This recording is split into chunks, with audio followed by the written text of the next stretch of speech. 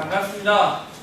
오늘 강사로 원래 준비를 많이 안 했는데 오늘 이제 서 소장님께서 이제 드론에 대한 기본적인 원리나 구동 방법, 센서빌리티 이런 것들을 이제 앞에서 이제 설명을 해드렸고, 이제 제가 지금 강의하는 부분은 이제 어찌 되었건 현재 DJI라는 회사가 가장 많이 전 세계의 드론의 주도권 시장을 갖고 있어서 제가 이 DJI고 어플에 대해서 좀 설명하려고 이 자리에 섰습니다.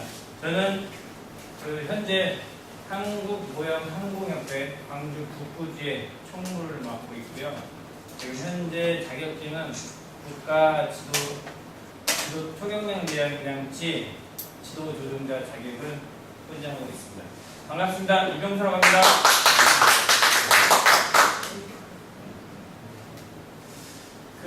현재 DJI라는 회사가 처음에 창립을 하고 지금까지 10여 년밖에 되지 않습니다. 근데 지금 전 세계 드론 시장의 72%를 현재 장악을 하고 있고, 현재 작년 2017년 매출 기준으로 약 2조 4천억 정도의 매출을 올렸습니다. 그 전년도 같은 경우에는 약 1조 2천억 정도가 되었는데, 한 해 1년이 지난 새에 거의 100% 성장률을 가지고 있어요. 그래서 현재 초기 입문자 같은 경우는 처음부터 센서형 기체로 오는 경우도 있지만 대부분 왕구형 기체에서 센서형 기체로 올라오는 경우가 많습니다. 그럼 제일 먼저 접하는 회사가 바로 중국의 본토에 제조회사를 가지고 있는, 지금 계속 말씀드리고 있는 DJI라는 회사가 지금 접할 수 있는 기회가 가장 많다고 보입니다. 그래서 그러면 이 회사가 운영하는, 아까 석수장님 말씀하신 것처럼 이 기체에 대한 특성이나 센서, 세팅 이런 것들을 너무 어렵게, 저도 이제 RC 헬기를 조금 했던 사람으로서 누가 이끌어주지 않으면, 이제 멘토나 스승님이 없으면은 이거를 처음부터 혼자 여러 방면으로 찾아서 올라오기가 상당히 어려움이 많습니다. 근데 이 DJI라는 회사가 굉장히 복잡한 시스템을 하나의 어플에다가 모든 걸 집어넣어서 개인이 디테일하게 아주 세밀하게 다 건들지 않아도 자동적으로 모든 시스템이 움직이면서 아주 기본적인 사항만 건드려주면 비행을 손쉽게 할 수 있도록 만들었기 때문에 사용자가 급속도로 많이 느는 이유가 하나 있습니다.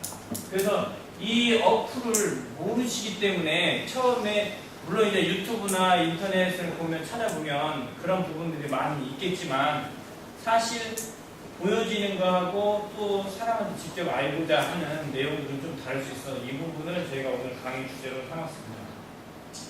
지금 현재는 이 어플의 내용이 영문으로 되어 있는데, 저는 현재 저도 영어를 잘하지 못하지만 영문을 쓰고 있습니다. 물론 한글판도 있지만 한글판을 쓰다 보면 나중에 기체를 바꾸거나 할 때 헷갈리기 때문에 저는 영문판으로 계속 지금 쓰고 있거든요.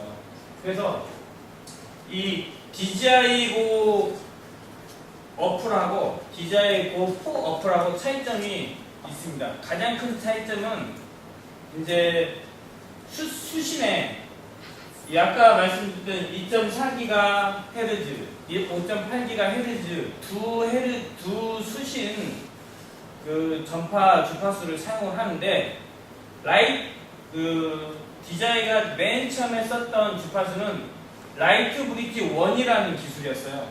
근데 그 라이트 브릿지 1이라는 기술은 팬텀 3 이전에, 팬텀 4가 나오기 이전에 제품들은 라이트 브릿지 1을 썼고, 그 다음에 DJI고 4 어플에 들어있는 기체들은 라이트 브릿지 2라는 주파수를 쓰고 있습니다. 차이점은 뭐냐? 라이트 브릿지 1은 2.4GHz만 할당받아서 계속 썼어요. 그러다 보니까 영상을 고화질로 송수신하면서 딜레이 타임이 생기거나, 아니면 새로운 기능이나 뭘 추가할 때 소스 포스나 이런 수신이나 컨트롤 하면서 어떤 기체에서 송수신기와 어떤 컨트롤을 하면서 기능 조작을 하면서 약간의 그 성능에 좀 떨어지는 그런 부분도 있어서 화질이나, 왜냐면 가까운 곳은 통상적으로 뭐 5.8GHz를 쓰고 멀리 있는 곳은 2.4GHz를 쓰는데, 이제 그것을 보완하려고 DJI가 라이트 브릿지 2라는 것을 개발해서 거기다 집어넣은 게 DJI 어플입니다. 여기에 또 하나 더 들어가 있죠. 바로 메딕이 쓰고 있는 오크 싱크라는 주파수 또 송수신 방식 두 가지를 집어넣기 위해서 DJI 4라는 어플을 만드는 겁니다. 그래서 상호 DJI 1에 들어있는 어플하고 DJI 4에 들어가 있는 건 이게 혼선이 있어서 두 개를 같이 끌어넣으면 충돌도 일어나긴 합니다. 이제 본론으로 들어가면 지금 여기 유튜브에 나와 있는 화면은 이제 가장 많이 시중에 팔렸고 한때 붐이 일어났던 메딕 프로의 화면인데, 이 화면의 구성 화면은 다 동일합니다. 메딕이나 팬텀이나 인스파이어나 다 동일하다고 보시면 되고, 이제 여기에 나와 있는 이 에어크래프트 스테이터스라는 이 지금 현재 기체에 대한 상태 정보를 여기 한눈에 표현을 한 겁니다. 이게 DJI 4 어플을 실행하면 바로 맨 처음에 뜨는 화면이 이겁니다. 이거를 다시 종료하고 우리는 다시 넘어가죠.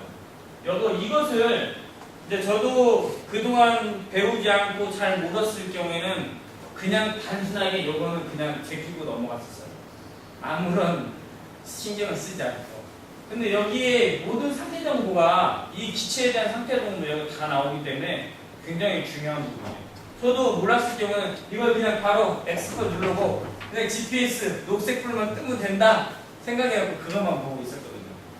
그래서 이 기체에 대한 상태 정보가 다 나오는데, 오버스테이터, 이 기체에 대한 그 상태가 현재 노멀, 왜냐면 지금 이 영상을 제작하는 영상 제작자가 현재 실내에서 기체하고 그 다음에 조정기를 쳤기 때문에 여기 지금 노멀 상태가 나온 겁니다. 그 다음에 이 플라이트 모드는 비행 모드로서 에티 모드, GPS 모드가 지금 있는 거고요. 에티 모드 같은 경우는 GPS를 끄고 이제 아까 선생님이 말씀하신 것처럼 가속도 센서라든지 아니면 고도 센서 이런 걸 이용해서 비행하는 플라이트 모드고, 콤파스 아까 말씀드린 지작의 센서에 대한 상태 정보가 지금 노멀 상태라는 거거든요. 왜냐면 실내에 있기 때문에. 그리고 플라이트 모드도 실내에 있기 때문에 GPS를 잡지 못해서 에티 모드로 되어 있는 거고, 그 다음 IMU 이게 가속도 센서하고 고도 센서, 그 다음에 또 하나 바로메터. 지금 현재 이것도 실내에 있기 때문에 에러로 뜨고 있는 거예요. 그 다음에 ESC 스테이터스, 이제 이게 아까 말씀드렸던 배터리에서 이게 일렉트릭 스피드 컨트롤 스테이터라서 이제 변속기로 넣어준 전기의 상태를 지금 보여주고 있는 거고요. 비전 센서, 지금 DJI 제품은 다 센스형 기체로서 전방 아까 하셨던 가속도 센서, 비전 센서, 고도 센서, 초음파 센서 이런 것들의 지금 상태 정보를 지금 나타내고 있는 노멀입니다. 리모트 컨트롤 모드 그 상태로서 모드 1, 모드 2, 커스텀 두 가지가 있습니다. 대부분 헬기 같은 경우는 모드 1을 쓰고, 저도 원래 기체는 모드 2를 썼습니다. 이게 모드 1, 모드 2 하면 잘 모르시는 분들이 있는데, 이제 모드 1은 스로틀, 그러니까 상승을 시키는 스위치가 오른쪽에 있는 걸 모드 1이라고 하고, 그 다음에 이제 모드 2 같은 경우는 스로틀 상승하는 스위치가 왼쪽에 있는 거라고 보시면 돼요. 가장 이해하기가 쉬운데, 저도 이제 제일 처음은 모드 1으로 배웠습니다. 헬기 때문에. 근데 지금은 완전히 모드 2로 바꿔가지고 지금 현재는 모드 2로 쓰고 있습니다. 이게 왜 중요하냐면, 자기가 맨 처음 배웠던 그 조종기의 파지법을 모드 1, 모드 2를 한 번 설정을 했으면 그것으로 가는 게 가장 이상적이죠. 왜냐하면 비상 상황이 발생했을 경우에 나도 모르게 습관적으로 체득했던 비행 모드로 손가락이 움직이거든요. 그래서 막 변경하면 안 되고 한 번 변경하면 변경했던 것은 잊어버리고 그쪽으로 쭉 같은 파지법으로 가야 됩니다. 아주 중요한 부분이거든요. 그래서 이 부분이 기체에 대한 상체 정보라서 이 부분을 꼭 체크를 하셔야 된다. 비행하기 전에. 그래서 여기에 이상이 있는지 없는지 여부를 꼭 판단을 좀 하시면 좋겠고요. 이게 맨 위쪽에 있는 오버럴 스테이를 쓰는 전체적인 상태를 표시하는 거예요. 네, 조금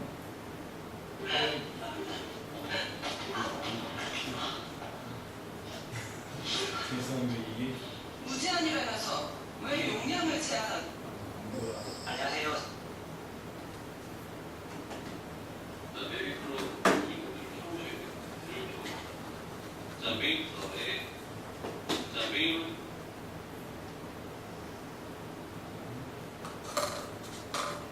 그 다음에 이제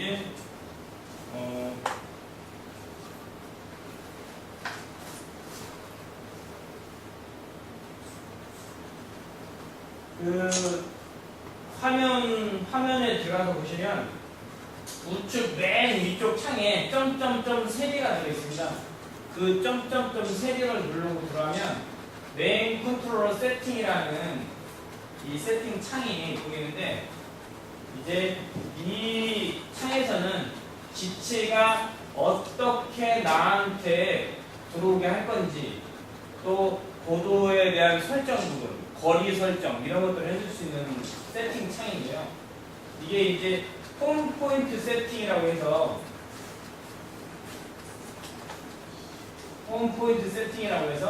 지금 여기 보시면 이건 기체를 표시한 거고요. 이건 이제 기체가 처음에 이륙했던 장소를 홈 포인트로 인식을 할 거냐, 아니면 사람이 조종기를 가지고 있는 사람의 위치를 홈 포인트로 할 거냐라는 표시인데, 이것도 아주 중요한 부분입니다. 왜 그러냐면 내가 현재 시점에서 비행기를 이륙시켰을 때 이쪽으로 내 조종자가 이 시점에서 이동하거나 그러지 않을 경우에는 이 기체가 이륙했던 홈포인트 방식이 맞는 거고, 내가 만약에 움직이는 피사체를 찍거나 여기를 찍다가 다른 쪽으로 이동하면서 찍을 경우에는 꼭 사람이 움직이는 홈포인트를 기체한테 정보를 줘야 됩니다. 그렇지 않으면 어떤 현상이 예를 들어 대부분 이걸 많이 놓고 쓰시는데, 내가 만약에 비행을 하다가 저쪽에 있는데 신호가 끊겼다 그러면 이쪽으로 원래 이륙했던 장소로 비행기가 돌아가는 겁니다.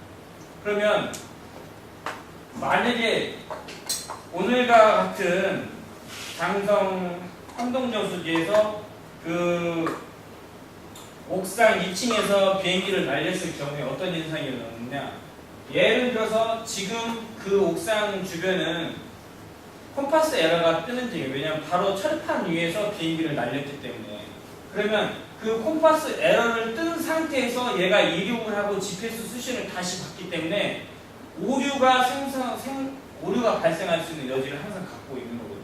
근데 여기서는 우리가 조종하면서 움직이진 않았지만, 만약에 거기서 이동을 하면서 만약에 찍고 있었다 그러면 얘가 GPS 처음에 잡았던 위치를 오류를 일으켜서 물속에 빠질 수 있다는 얘기예요. 아주 중요한 부분이거든요. 그래서 이거를 방지하기 위해서 인스파이어 2 같은 경우는 별도의 조종기에다가 GPS를 하나 더 달 수가 있습니다. 오차범위를 더 줄이기 위해서. 이제 그런 부분들이 있고, 멀티 플라이트 모드 같은 경우는 P모드, 이제 통상 이제 포지셔닝 모드라고 하는데, 이제 우리 같은 경우는 예전에 이제 펑션 모드라고도 많이 했는데, 이제 포지셔닝 모드고요. 이제 GPS라든지 이런 시스템이 안정적으로, 모든 시스템이 안정적으로 다 들어와 있을 때 그 모드, 스포츠 모드. S는 스포츠 모드고, 자, 가지고 있는 기체의 최고 속력을 낼 수 있도록 만들어놓은 모드입니다. 근데 이 스포츠 모드는 될 수 있으면 안 쓰시는 게 좋습니다.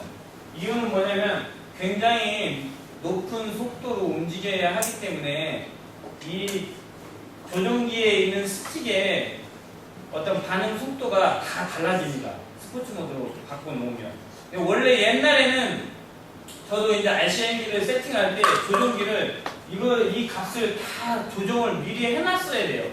근데 이게 자동으로 다 들어가 있는 거예요. 진짜 이 기체에는. 이 맥스 스피드 같은 경우는 지금 이 매빅이라서 매빅은 65km인데 팬텀4 프로 같은 경우는 72km입니다. 그리고 인스파이어 2 같은 경우는 108km예요.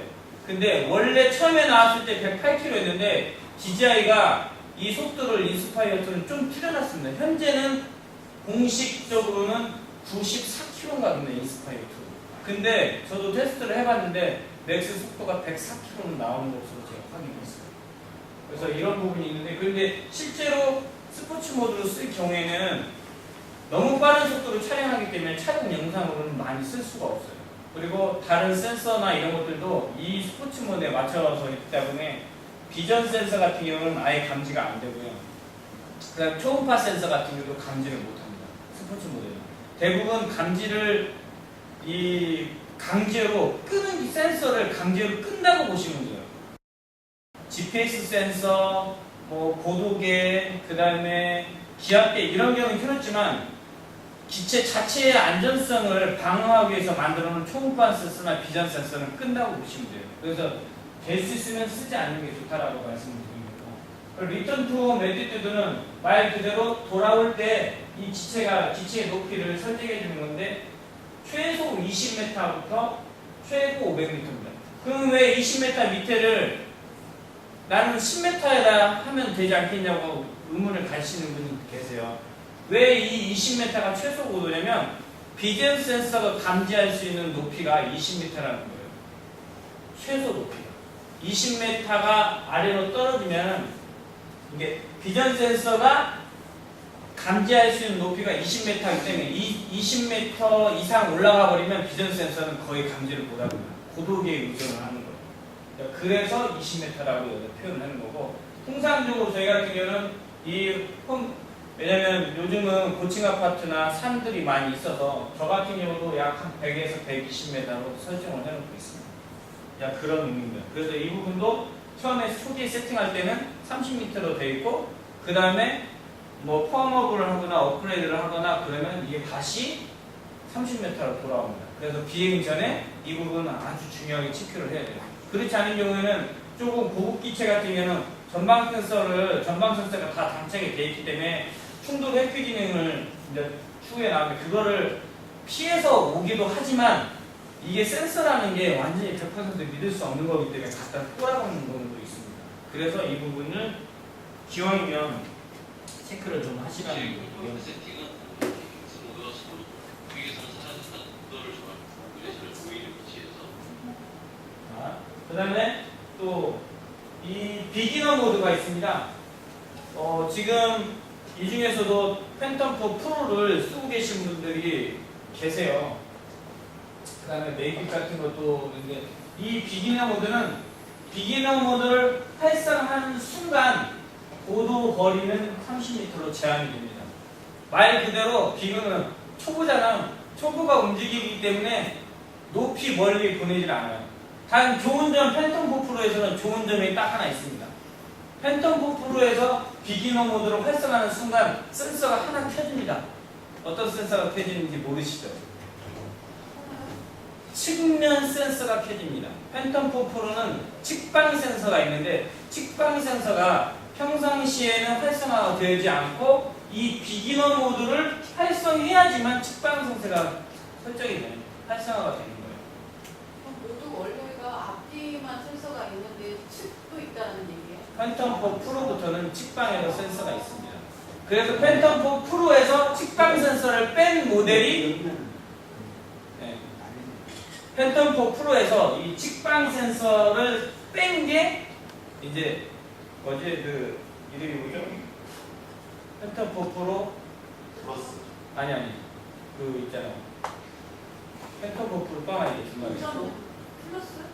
아니 팬텀4 프로 뭐지? 어드밴스. 어드밴스. 팬텀4 어드밴스. 측방 센서를 뺀 뒤에 똑같은데 이 측방 센서가 평상시에는 활성화도 안 돼 있고 우리가 쓸 일이 거의 없어요. 근데 이것 때문에 가격이 조금 비싸 올라가니까 이걸 빼버린 게 어드밴스예요. 팬텀 4 5.8도. 네, 5.8도 안 되고 이런 부분들이 차이가 있는 거예요. 근데 이 기기노브들은 실제로 쓸 일이 없어요. 이거를 활성화해야 되만 해야 돼. 그 다음에 셋 맥스 프라이트 에티튜드 모드. 아까 그 에티튜드 모드 이게 최고 높이를 우리 항공법상은 150m지만 기체 내부에서는 500m까지 올라갈 수 있는데 이거를 될 수 있으면 150m를 넘으면 안 된다. 근데 이거는 이제 저도 교육 받았는데 우리가 자 여기 고도라고 표시가 돼 있잖아요. 도대체 이게 무슨 고도냐 이거죠. 지표 고도가 있고 해발 고도가 있는데 아까 전에 선수장님 말씀하실 때 이 지역이 현재 180m야? 150m? 이 정도 된다고 했잖아요. 우리 모든 항공기는 지표 고도와 해발 고도를 같이 혼용해서 쓰는데 관제권 내에 들어오면 지표 고도를 쓰고 관제권을 벗어나가면 다 해발 고도를 씁니다. 근데 우리가 얘기하는 건 고도는 다 지금 우리가 얘기하는 건 지표 고도예요. 내가 지금 땅을 밟고 있는 이 시점에서 높이거든요. 이 높이. 여기 지금 그 높이를 지금 말하고 있어요. 근데 원래는 정확한 용어를 얘기할 때는 고도 이렇게 얘기하면 안 되는 거예요. 해발 고도인지 지표 고도인지 그렇게 정확하게 인지를 시켜줘야지만이 알 수 있어요. 왜냐면 내가 서 있는 위치가 만약에 우리는 조종자 간에 대화를 하지 않는데 만약에 조종자 간에 대화를 한다. 그러면 나는 여기가 제로 베이스가 지금 여기가 0인데 딴 사람은 적어도 좀 치마된 위치에서 찍었다. 10m 이상. 그럼 내가 말하는 100m하고 저 사람이 생각하는 100m는 틀릴 수 있다라는 얘기예요. 그래서 그런 부분들을 나중에 이제 우리가 이제 지금 수색임무를 하는데 수색임무 할 때는 그런 부분들을 어느 정도 공용해서 또 이 고도에 대한 명칭을 명확히 구분해서 쓸 필요가 있다는 부분을 말씀드리고 싶어서 다시 말씀드립니다. 우리나라 항공법은 150m이기 때문에 150m 이상 몰리면 안 된다는 부분. 그 다음에 이 에너블 맥스 디스턴스는 기체가 내 비행기를 얼마만큼 보낼 수 있느냐인데 최고 거리까지 보내길 원한다. 그래서 이제 여기 5,000m로 설정하는 겁니다. 이거를 설정을 활성화 시키면 여기에 숫자 5,000m, 5km죠. 5km까지는 가지만 여기 이제 빼놓고 활성화를 하면 이제 정해진 거리밖에 갈 수가 없는 거예요.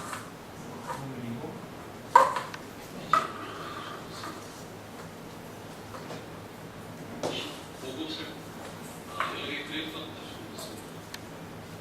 그리고 그 밑에 신호가 끊어질 때 튜닝 EXP가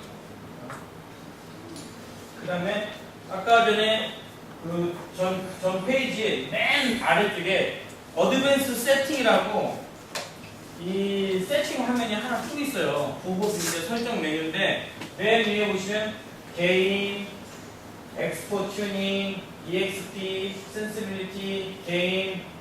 저도 원래는 이거 아무 신경도 안 쓰고 왜냐면 굳이 이거를 건들리는 많이 없거든요.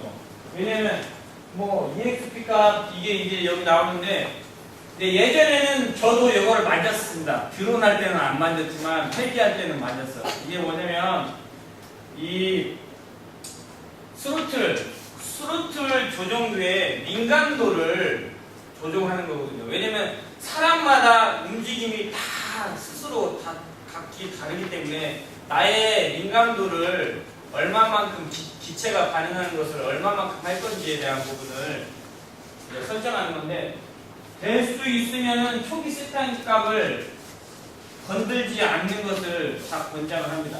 근데 물론 만약에 이제 어느 정도 자기가 실력이 좀 늘어났다 생각하면 왜냐면 이제 이 설정 값들을 건들면 기체가 브레이크가 걸리는 부분 그 다음에 지금 현재 시점에서 바로 스로틀이나 러더나 에러를 쳤을 때 움직이는 그 속도들이 자기가 원하는 속도만큼 움직일 수가 있는 거거든요. 그래서 이제 여기서 중요한 거는 이 센서빌리티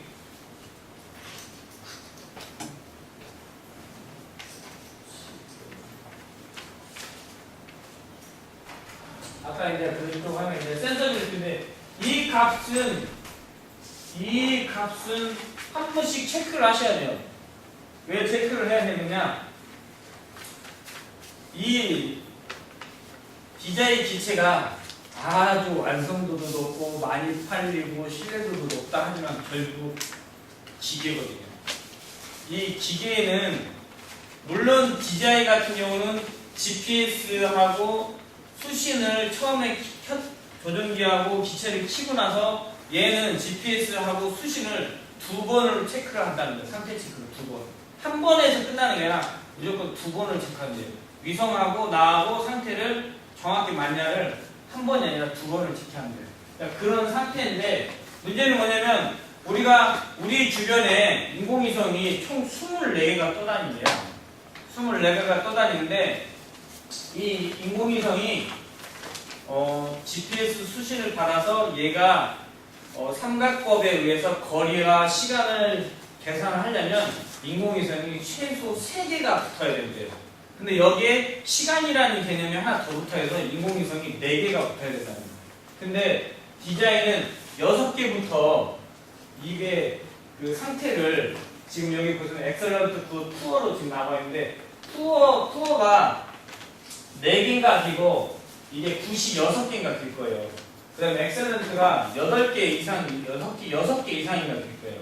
그러니까 총 4개의 인공위성을 신호를 받아야지만이 오차나 시간이나 이런 걸 이용해서 아까 GPS 모드일 경우에는 얘가 공중에 떠도 이 고도 위치값까지 나온다고 했잖아요. 그래서 그 위치값을 계산하기 위해서는 인공위성이 4개가 필요한데 그 상태를 얘기하고 있는데 문제는 지금 현재 시점에서 이 위치가 GPS를 내가 수신을 받았다고 하더라도 내가 이 기체를 만약에 해외를 들고 나가거나 아니면 지금 현재 시점보다도 더 높은 위치의 산에서 만약에 기체를 내가 켰을 경우에는 이 값이 틀어질 수 있다는 얘기예요.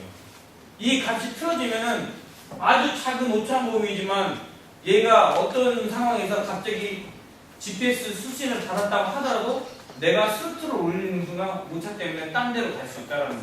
그래서 현재 시점에서 내가 IMU 캘리를 했다라고 하더라도 내가 지금 이 지역에서 내 주변에서 받을 수 있는 인공위성하고 만약에 강원도나 다른 곳에 갔을 때 그 인공위성하고 받는 신호가 다를 수 있다는 거예요, 정보가.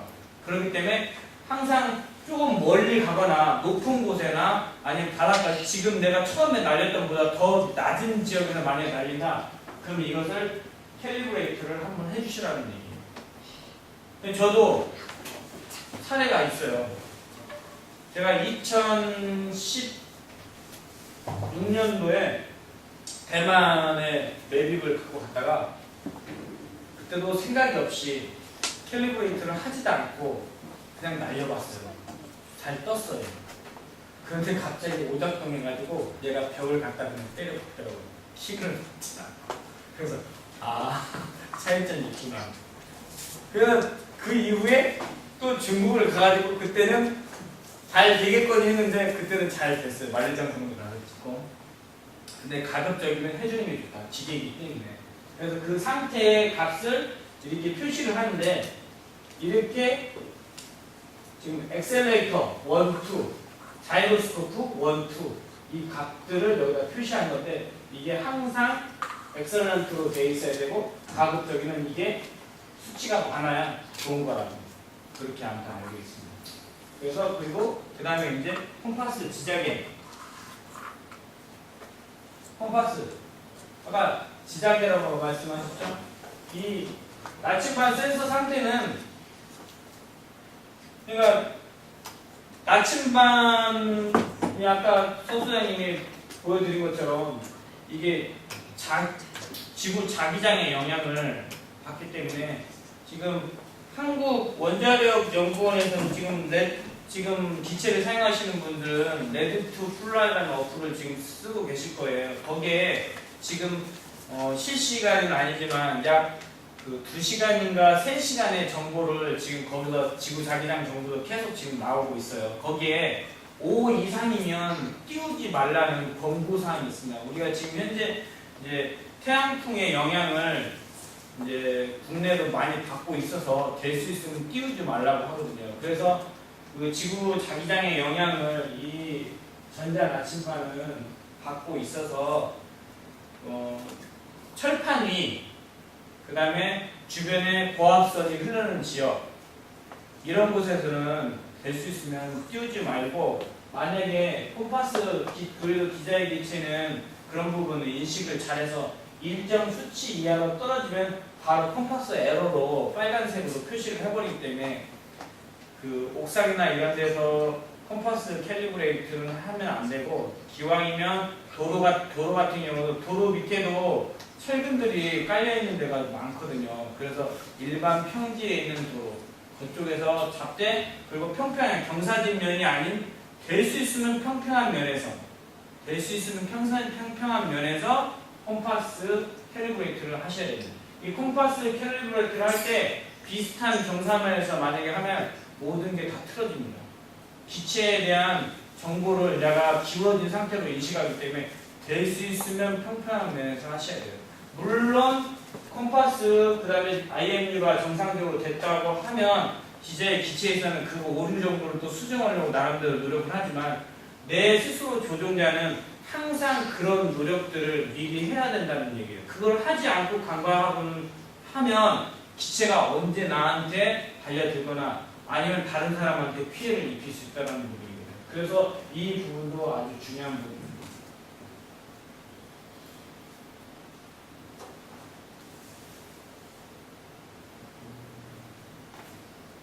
중요한 부분만 좀 설명을 하고 넘어갈게요. 시간이 많이 길어지니까요. 그 다음에 또 전방 센서. 비주얼 내비게이션 세팅이라고 해서 이제 센서의 역할들을 이제 설명을 해 놓은 거거든요. 그러면 이걸 대부분 이걸 다 활성화를 해놓고 다 사용하십니다. 저도 이걸 활성화해 놓고 사용을 합니다. 왜냐면 모든 센서가 정상적으로 활성화 시켜놓은 상태거든요, 이게. 그래서 활성화를 시키면, 이거 보신 것처럼, 이제, 하늘로 뜰 때, 10m/s로 센서가 이제 뜬다. 그 다음에 이제, 만약에 내가 신호가 끊어졌을 경우에, 홈포인트를 인식해서 돌아올 경우에 장애물을 만나면 상승해서 회피해서 돌아오겠다는 얘기고, 그 다음에 이 화면은 포워드, 백워드, 전방 센서, 후방 센서가 센싱을 한다, 그런 의미이고요. 그 다음에 이게 옵티컬 센싱 카메라, 이거는 이제 카메라의 센싱을 뭐 이제 그 매뉴얼 디테일하게 이제 뭐 해가지고 한다고 해서, 하여튼 요거는 꼭 활성화를 하고 쓰셔야 됩니다. 그래서 이게 활성화가 되지 않으면 알티툼 할 때 이게 안 켜져 있으면 갖다 쳐박는 이유가 이것 때문에 그렇고, 그 다음에 또 회피 기능이 없기 때문에, 그 다음에 비전 센서 같은 경우도 우리가 팬텀 매빅 팬텀 4 프로 이상급은 이륙을 할 때 그냥 이륙하는 게 아니에요. 물론 센서도 켜지지만 하방에 있는 비전 센서 옆에 카메라가 또 달려 있습니다. 지금 이거는 안 달려 있는데, 지금 잘 보시면 구멍이 여러 가게 달려 있어요. 밑에 이륙할 때, 처음 이륙할 때 사진을 한 번 더 찍습니다. 기체가 이륙할 때 사진을 찍어요. 네.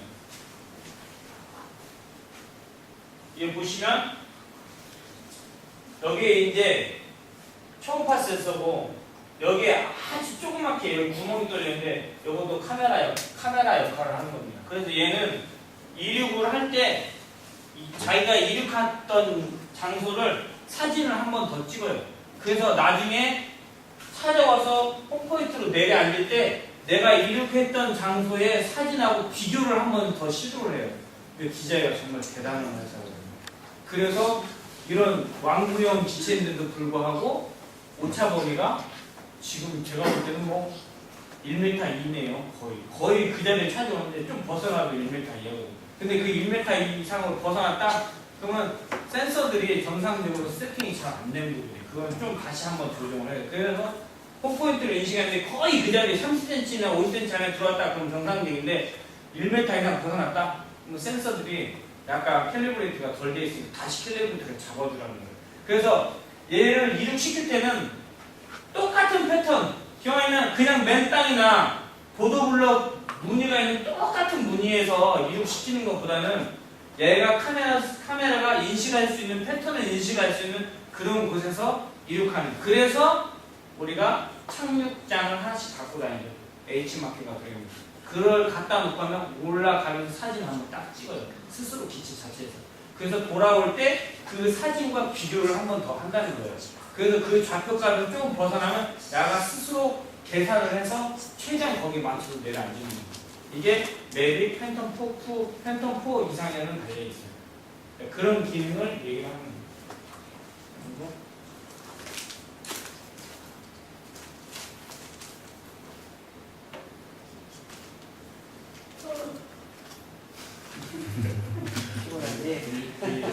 너무 어려워. 아니, 이거는 너무 어렵지. 네, 이것도 많이 쓰는 기능인데 리모트 컨트롤 세팅에서 C1, C2 버튼이 있습니다. 이제 이 안에 이제 이 버튼을 내가 제일 많이 쓰는 버튼을 여기다가 지정을 해놓는 거거든요. 대부분 우리 이제 촬영을 전문하시는 분들은 카메라 틸트하고 저 같은 경우도 배터리 정보하고 카메라 틸트 정보를 여기다가 이제 집어넣고 있죠. 이제 이 안에 들어가셔가지고 이거 이제 자기가 원하는 부분을 C1에 C2에다가 배정을 해놓으시면 되는 기능입니다. 네, 그렇게 크게 중요한 정보는 아니지만 이제 지금 온도가 이제 지금 기상이 좀 괜찮을 때는 상관이 없지만 겨울철 같은 경우는 리코 배터리 특성상 온도가 낮을 때는 배터리 소모 전력이 굉장히 빠르기 때문에 지금 내가 비행할 때의 시점이 90%라고 해서 그 90%가 100% 신뢰할 수 있는 90%가 아니에요. 배터리가 잘 남아있는 용량이. 그래서 겨울철 비행할 때는 항상 이 배터리 정보를 수시로 체크를 하셔야 돼요. 왜냐면 내가 나보다 배터리 날씨가 막 영하 5도, 10도 그런데 멀리 보냈다가는 돌아오는 중에 배터리 소모가 너무 빨라가지고 그냥 떨어져 죽어요. 그렇기 때문에 이게 리포 배터리는 낮은 온도에서 굉장히 소모 전력이 많기 때문에 이 부분을 꼭 넣어 놓는 게 좋습니다. 근데 지금은 별로 큰 의미가 없지만 겨울철 정도에서는 굉장히 중요하다는 거죠.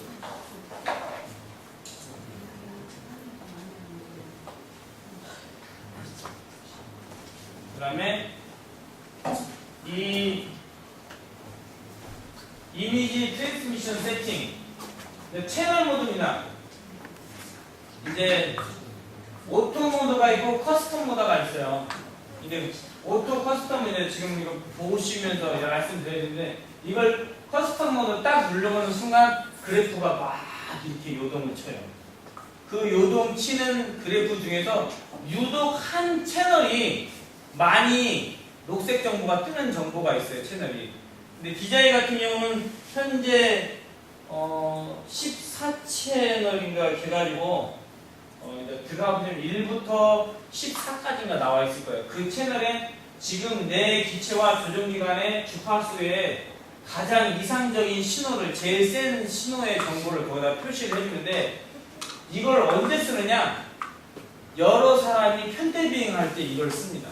채널 정보를. 왜냐면 물론 2.4기가, 5.8기가, 팬텀 4 프로 이상은 듀얼 주파수를 사용하기 때문에 혼선이 거의 겹치지 않는다고 치더라 하더라도 만에 하나 혼선이 될 수 있는 가능성 항상 염두를. 왜냐면 그 헤르즈 우리가 통상 2.4기가, 5.8기가 얘기를 하는데 2.4기가 헤르즈 0. 몇몇몇몇 이렇게 다 찢어놓는 거거든요. 근데 그 중에서도 혼선될 수 있는 경우가 있기 때문에 핸들링 할 때는 특히 영상 수신에 대해서 수신율이 좋지 않아서 이 숫자를 지정을 하는 경우도 있습니다.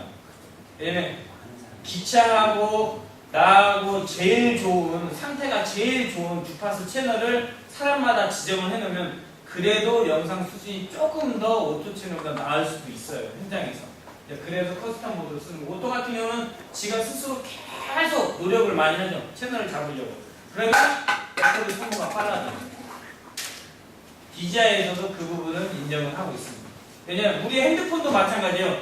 이 핸드폰을 내가 움직이면서 차량을 이동하면서 움직이면서 전화를 하면은 배터리 소모가 빠릅니다. 왜? 기지국을 계속 이동하면서 찾아야 되니까. 또 엘리베이터 안에서 통화를 하면 또 배터리 소모가 빨라집니다. 그런 이유입니다. 그래서 그런 부분들이 차이가 있다. 왜냐하면 모르시는 분들도 있으니까 설명을 드리는 거예요. 그다음에 뭐 이제 이게 이제 연결이 되면 이제 이런 정보들은 자동으로 이제 설명이 되고 이제 그 다음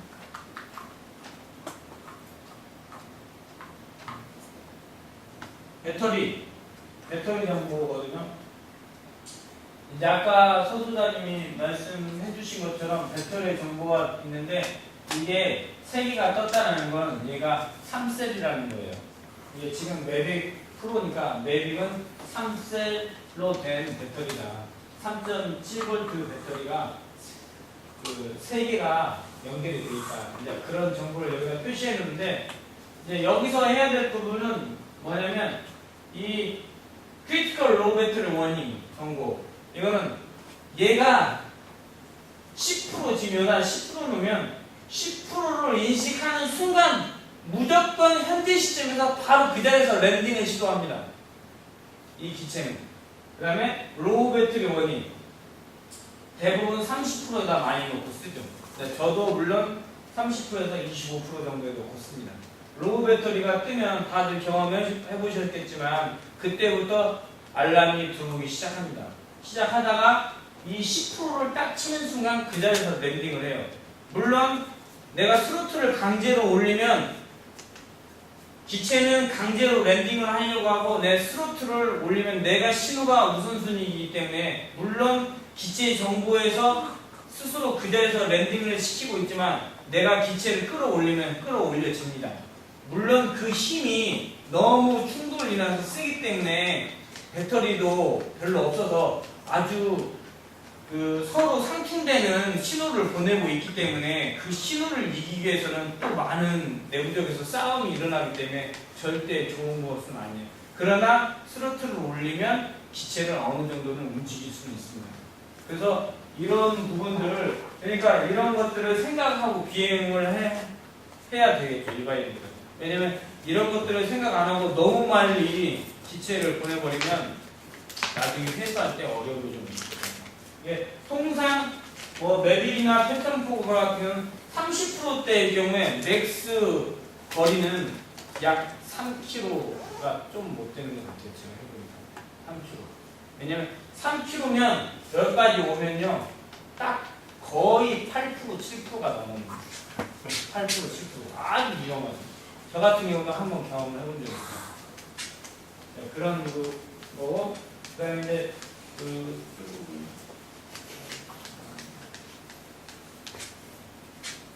이게 이제 중요해요. 이 설정 이제 대부분의 리튬 폴리머 저도 이 헬기를 했는데 이게 약 지금 450급 정도 되는 헬기인데 저도 이 450 헬기 2대를 했었거든요. 근데 지금 이 배부른 리튬 폴리머 배터리 같은 경우는 지금 자동 방전 기능이 없습니다. 이거. 근데 디자이가 정말 대단한 애들이 이 배터리 안에다가 기판을 달아놨어요. 기판을 달아놓고 스스로 방전시킬 수 있는 PCB를 여기다 붙여놓은 거예요. 원래 완충된 배터리는 보관하면 이게 배가 부릅니다. 그래서 리튬 폴리머 배터리는 장기 보관할 때는 약 30% 내지 50% 정도의 스토리지 모드로 해서 일부러 배터리를 방전시켜서, 이게 그것도 스스로 방전시키는 게 아니라 기계 충전기에다가 연결을 해서 스토리지 모드로 놓고 일부러 방전을 시켜서 장기 보관 모드로 놓고 쓰는 거예요. 근데 DJI라는 회사는 여기다가 배터리 방전 시간을 선택할 수 있는 기능을 넣는 거예요. 정말 대단한 거예요. 왜냐면 이게 저기 있어요. 네, 너무 이게 힘들거든요. 우리는 비행하려면 충전을 해놔야 되는데 언제 비행을 나갈지 모르고 100%를 충전을 시켜놓고 이게 한 달이 될 때 두 달이 되면 이 상태로 하면 배가 그냥 불러버리는데, 얘는 최소 하루부터 최대 10일까지 방전 기간을 선택해 놓을 수가 있어요. 근데 이게 너무 충방전이 많으면 배터리 셀에 대한 부하가 많아져서 결국은 그리고 이 배터리, 아까 이 앞전장에 배터리 셀에 대한 충전 횟수가 거기 표기가 되는데, DJI 애들이 얼마나 똑똑하냐면, 저는 맨 처음에 무조건 한 번 충전할 때마다 1회 충전인 줄 알았어요. 그게 아닙니다. 100%를 만족해야 됩니다. 이 셀 값이 100%, 내가 이번에 3.7V에서 3.8V 쓰고 있다가 충전했다가 다음번에 50% 정도 썼다가 50%만 충전했어요. 1회 충전이 아직 아니에요. 100%를 충전 안 시켰기 때문에. 정말 대단한 거예요. 100%를 만족할 만하게 충전을 시켜야지만 1회 충전으로 인지를 하는 거예요. 그래서 통상 대부분의 사람들은 이 DJI가 이렇게 스마트 배터리를 만들었다고 하더라도 230번 내지 250번 횟수를 만족하면 버리라고들 얘기를 합니다. 근데 실제로 필드에서 사용을 해보면 100번이 넘어가면 셀 밸런스가 벌써 틀어지기 시작합니다. 셀 밸런스가. 그때 딥차징을 하면은 된다고 얘기를 하지만 스마트 배터리이기 때문에, 그래서 이제 서로 장단점이에요. 이 리튬 폴리머 스마트 배터리는 좋은 점이 뭐냐면, 얘도 물론 딥차징 기능이지만 얘는 이 셀당 밸런서 충전이 가능하도록 이 잭은 별도로 달려있는 거거든요. 이 잭이. 이 잭을 이용해서 셀당 편차값이 틀어지면 다시 이 충전기에서 충전을 시키면 얘가 셀당 편차값을 스스로 조정을 해줘요. 얘는. 근데 DJI도 물론 충전하면서 조정을 합니다. 그러나 셀당 편차가 완전히 틀어졌을 경우에는 다시는 그것을 편차값을 조정해 주진 않아요. 그러면 얘도 뜯어서 결국은 뜯어가지고 이것처럼 셀당 일반 충전기에다 물려서 셀당 편차값을 조정을 하면 다시 충전이 됩니다. 근데 뜯기가 어렵죠. 그래서 전문가한테 그래 하는 경우가 있어요. 그래서 통상적으로 이게 너무 자진기가 하루, 3일, 5일 이렇게 하면 너무 방전이 빨리 되니까 저 같은 경우는 10일을 해놓습니다. 물론 항상 리튬 폴리머 배터리는 위험성이 있기 때문에 10일 방전이나 스마트라서도 조금 다 좋은데, 될 수 있으면 집으로 가지고 들어가지 마세요. 배터리. 집으로 들어가지 마시고, 무조건 배터리 충전할 때는 내가 육안으로 확인할 수 있는 시간에, 육안으로 확인해서 볼 수 있는 위치에서 충전하시길 권장드려요. 물론 이 리튬 폴리머 배터리보다는 엄청난 기술과 신뢰성이 높다고 할지언정 언젠가 이것도 사고 날 수 있는 여지는 항상 있다라는 거예요. 그러나 물론 저도 지금도 그냥 갖고 다니고 있습니다. 왜냐면 나 스스로도 안전불감증이 있는 거예요, 지금 현재. 근데 언제 터질지. 실례로 저희 회원분이 인스파이어 2를 X5, BMW X5를 끌고 다니시는데, 관리를 잘 안 하신 배터리를 저도 가방에다 넣고 다니는데 제대로 그래도 꽂아놓고는 다니는데, 이분은 성격이 이제 대충 하셔가지고 그냥 뒷트렁크에다 막 갖다 그냥 놓은 거예요. 촬영하고 다음날. 그냥 막 움직이고 왔다 갔다 하다가 아무 생각 없이 이제 하다가 있다가 그날 밤에 경비가 전화가 왔습니다. 차에서 불 나고 있습니다. 다행히 그것도 경비가 빨리 발견해가지고 연기 나는 거 소화기로 불이 크게 번지진 않았는데, 안에서 아까 화면 보셨죠? 리튬 폴리머 특성상 불꽃이 튀어나오진 않습니다. 그게 이제 전해질 용액이 타면서 엄청난 연기가 나오거든요. 그 연기가 차 안에 다 배어가지고 차 내장들이 전부 다 뜯는 그런 일을 하셨어요. 자기 돈을 많이 들여가지고. 그렇기 때문에 언제 터질지 모르니까 될 수 있으면 집에다 뱉어. 그래서 원래 우리 RC 하던 사람은 이걸 어디다 보관하느냐? 탄통에다 보관했어요. 항상. 군대에서 쓰는 그 탄통에다 보관을 하라고. 왜? 탄통 터져도 쇠떡이니까. 그리고 밀폐형이라서 불 안 나거든요. 인간에서. 바로 붙어요. 미나무지 바로 붙어요. 그래서 항상 RC 하는 사람들은 탄통에다 보관해요. 그래서 탄통을 다 갖고 다닙니다. 저는 깡통에다 갖고 다녔어요. 탄통까지는 아니죠. 깡통에다. 분유 깡통에다 들고 다녔어요. 근데 물론 지금보다도 배터리의 성능이 엄청 뛰어나지만 언제 터질지 모른다. 특히 충격. 우리 기체도 떨어지지 않습니까? 아무리 센서가 많이 달렸다고 해도 충격이 떨어졌다. 어디 배터리 찌그러졌다. 찍어봤는데 셀당 편차가 발생했다. 그럼 과감하게 버리셔야 돼요. 아깝다. 80만 원. 근데 지금까지는 저도 아깝기 때문에 저도 썼어요. 근데 이제는 알고 배우고 경험을 해봤기 때문에 이제는 그렇게 안 하려고 해요. 그리고 프로펠러의 중요성도 나왔잖아요. 이 프로펠러가 기체 중에서는 가장 저렴해요. 가장 저렴한데 이것을 너무 맹신하고 조금 스크래치 나고 조금 크랙이 났다고 저도 썼거든요. 팬텀이 얼마나 안정적이냐면 저도 예전에 여기 추월산 가을 단풍 찍다가 갑자기 화면이 툭툭 흔들리더니 정상적으로 딱 쓰더라고요. 막 고압선을 살짝 부딪혔어. 봤더니 근데 잘 날더라. 근데 이상하게 오늘따라 뭐가 좀 많이 흔들리는 것 같고 이게 조정을 따가면 애가 브레이크가 팍 걸리는데 안 걸리더라고. 근데 나중에 한 10여 분 그 상태로 계속 10여 분 막 투어산 한 1km 보내가 계속 찍고 나중에 딱 와갖고 야 여기 흔들리지 딱 내렸더니 프로펠러가 약 한 5분의 1 정도가 날아가 버렸어. 한 장에. 근데 그때 당시에는 몰랐어. 야 진짜 정말 대단한 애들이구나. 이렇게 프로펠러가 끊어졌는데도 이렇게 안정적으로 비행이 가능하다니 그런 생각을 했습니다. 근데 오늘 아까 선생님이 말씀하신 것처럼 한쪽 프로펠러가 이상이 있기 때문에 그 안에서 FC나 ESC나 이런 것들의 모터들이 워낙 그거를 보상해 주기 위해서 다른 모터들이 엄청나게 일을 많이 했던 거예요. 그렇게 10여 분 동안 했기 때문에 어딘가에는 무리가 갔을 수도 있다는 거죠. 그러니까 우리가 항상 너무 이 기체를 맹신하고 있었다는 것을 저도 이번에 그런 교육을 받고 깨달았거든요. 그래서 지금 나머지는 카메라 부분이고 제일 중요한 부분들을 이 정도로 좀 설명을 하고요. 이제 밖에 나가서 이제 좀 촬영에 대한 부분을 조금 해드릴게요.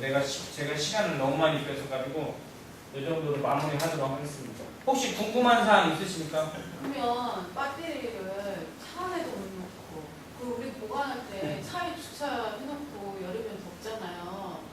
근데 저도 며칠 계속 그렇게 다녔거든요. 근데 될 수 있으면 차 안이 너무 뜨겁기 때문에 차 내부에서는 이게 차 안에다가 저도 지금도 놓치면 근데 문제는 그래도 디자인 우리 지금 그 보험 카바를 쓰잖아요. 케이스 한 케이스 그 스트로폴이잖아요. 그나마 거기서 이제 보온도 되지만 단열도 되기 때문에 그나마 좀 낫고 저도 배터리를 보관을 할 때 될 수 있으면 물론 저도 차에다 갖고 다니면 차 안에 제일 낮은 그늘진 곳 되도록이면 그런 곳에다 온도가 아니, 40도가 넘어가면 안 돼요. 차에도 못 놓고 아빠 차를 옮기고 싶으면 아까 얘기했던 그러니까 10도에서 40도예요.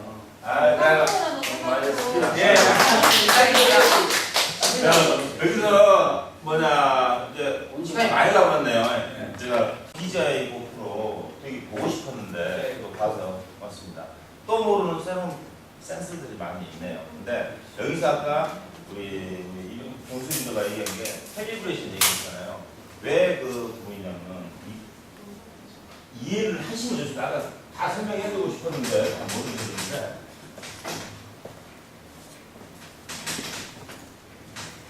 자, 여기가 그물이 있습니다. 내가 여기 있어요. 지구 자기장은 남극에서 흘러갖고 여기 오면 돌겠죠? 이리가 아니라. 내가 하나 산이 있어요. 또 돌겠죠? 그래서 그 위치에서 캘리를 한 번씩 다시 내가 마지막으로 했던 캘리가 여기였다. 해필이면 아 얘는 지구 자기장이 이렇게 갔구나. 그러면 지가 얘는 이 상태로 넓은 데서도 아 이게 이렇게 가지 않을까 인식을 하고 여기서 편리가 되는 거예요. 이 상태로 인지가 되는 거예요. 그다음에 두 번째 지구가 여기 있습니다. 내가 여기 서 있습니다. 여기는 중국 거, 러시아 거, 미국 거 세계의 대표적인 인공위성입니다. 얘들한테 데이터를 다 받습니다. 다 누가 여기 왔어요. 여기다. 얘가 받아요. GPS 모듈이. 얘도 뚜껑 까보면 이 속에 이게 있습니다. 근데 미국 거만 봐보세요. 미국 거만. 얘는 아니요. 미국 거고 러시아 걸 받아요. 두 개를 받습니다. 자, 얘 기체가 중국으로 간다. 얘를 받겠죠, 당연히. 그렇지만 얘가 풀어지는 데이터 연산이 그것까지도 세부적으로 공부를 해야겠지만 그 데이터 연산이 틀려진 거예요. 그래서 그 지역에 가서 캘리브레이션을 꼭 다시 하는 게 GPS 모듈도 다시 활성화를 시켜야 되는데 그거고요. 자, 우리가 직구로에서 구입하고 넘어오죠. 그러면은 얘에서 중국에서 있던 상태에서는 중국 거 GPS를 읽게끔 해서 거기 나라에 있어요. 근데 얘를 직구로 바꿨어요. 얘가 읽는 게 얘를 읽는 게 얘를 읽어버려요. 대체로 틀려지겠죠. 이런 현상이 있기 때문에 정상적으로 수입해서 들어온 것은 저도 이거 공부하는 중입니다. 또 공부가 더 되면 알려드리겠지만 해외 직구로 가져올 때 저도 불안한 게 얘 지금 알려서 사옵니다. 얘 분명히 얘 GPS가 있는 게 중국 거 GPS 모듈을 읽고 비행을 하고 있을 겁니다. 이건 나중에 밝혀내면 제가 밴드에 올려드릴게요. 그렇지만 현재 이 정도까지 제가 공부를 했습니다. 그래서 꼭 캘리브레이션의 중요성을 다시 한번 제가 강조드립니다. 자, 이제 나가서 그러면 잠깐 저 캘리브레이션이 아까 저 매직 프로나 이런 것들은 설정값이 자동으로 되는 거예요? 아니면 내가 설정값 입력을 해야 되는 거예요? 가까운 거리는 상관이 없지만 좀 지역이 많이 바뀌거나 그러면 캘리브레이션을 해주는 게 좋아요. 이렇게 그게 자동으로 인식을 되는 건가? 내가 잡아줘야 돼. 수동으로? 네. 그럼 그 숫자가 표준치가 있어요? 이제 두 가지 IMU 캘리브레이션하고 컴파스 캘리브레이션 두 가지가 있어요. 이렇게 그두 가지를 잡아주는 게 좋아요. 아, 이게 그 표준 숫자가 수치가 아니. 잡아줘요. 가속도고 자이로 센서 IMU는 그 현 상태를 지가 측정하는 거고, 그 다음에 고도는 현재 고도를 측정하는 거고, 이게 이 자체를 여건해서 캘리를 하는 거야.